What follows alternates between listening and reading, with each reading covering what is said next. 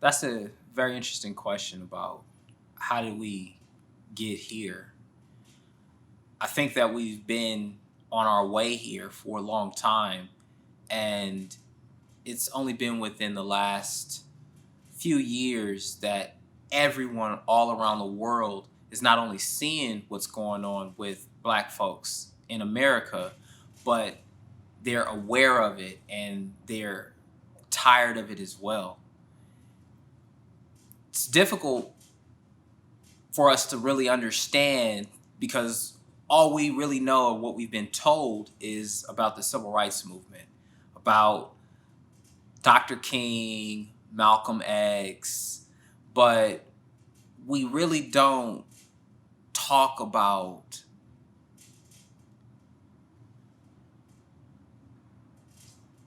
the price that they paid for doing what they did.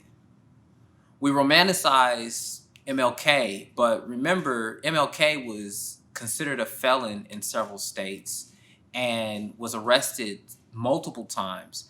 And the same way how people say today, well, I don't necessarily want to get involved, those people existed back in the day of Martin Luther King and also Malcolm X. They didn't want to get involved. They wanted to stir up any trouble. They didn't want to be involved in that mess. It was too political. And now a lot of those very same people who weren't involved in the movement will romanticize and say, well, we should do things the way that Martin Luther King Jr. did. Well, Martin Luther King Jr. was killed, and a peaceful leader was taken out by an assassin's bullet.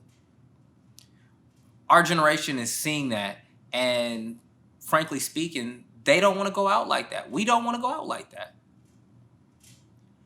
We're realizing that you can't be nice with someone that has evil or racism in their heart.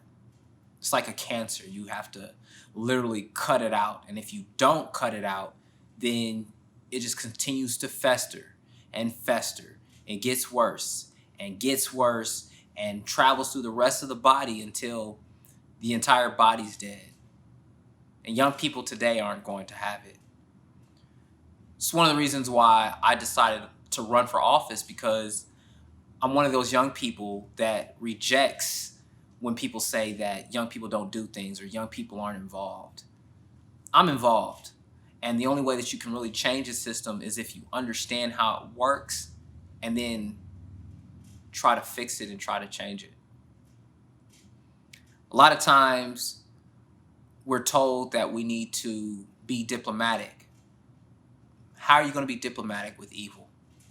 If we truly believe that racism, discrimination is evil, then how are you going to negotiate with evil? How are you going to bargain with it?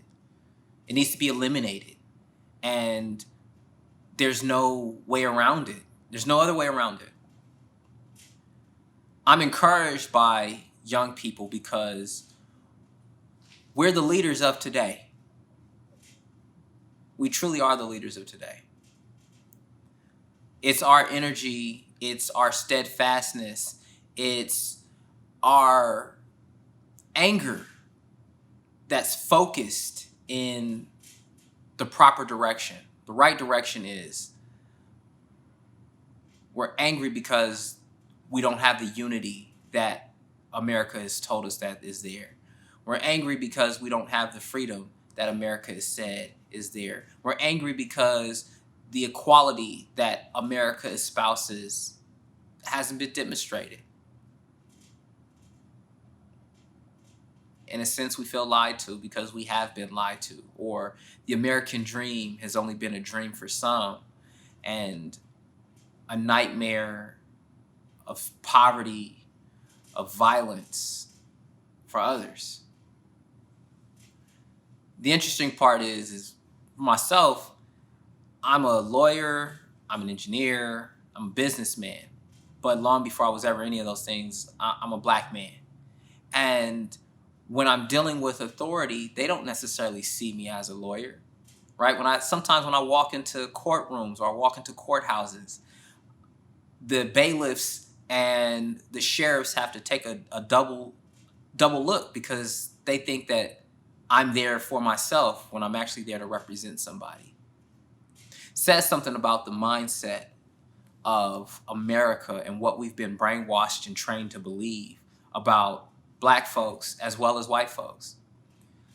The lie of white supremacy and white superiority couldn't have been told without the accompanying lie of black inferiority and black laziness. But when you look at America's history that has been hidden, that has been stolen, that has not been told, you'll see that black Americans, African Americans, my enslaved African ancestors were the geniuses who literally built this country. Yes, you have the Europeans that came over, but they administered what we built. They managed what we built. We came from functioning civilizations, and the best of us was stolen from Africa. One of the things that I really harp on is that for somebody young and black, we don't realize how angry we are. And that anger manifests itself in a number of ways. We talk about quote unquote black on black crime, but it's really intra-community violence. And what happens when you place a group of people who are impoverished, who are over-policed? And what I mean by over-policed, I mean the police aren't there to help solve crimes. The police are there to criminalize people and serve as tax collecting agents. So when they write tickets, poor people now have to pay money that they don't have and then get imprisoned because they don't have the money to pay the tickets for a police force that isn't there to protect them or serve them, but there to oppress them. I don't believe that 40 some odd million Americans or 35 million black Americans that were lazy has nothing to do with being lazy. If we're put in positions of poverty or conditions of poverty and conditions of miseducation, that's not our fault.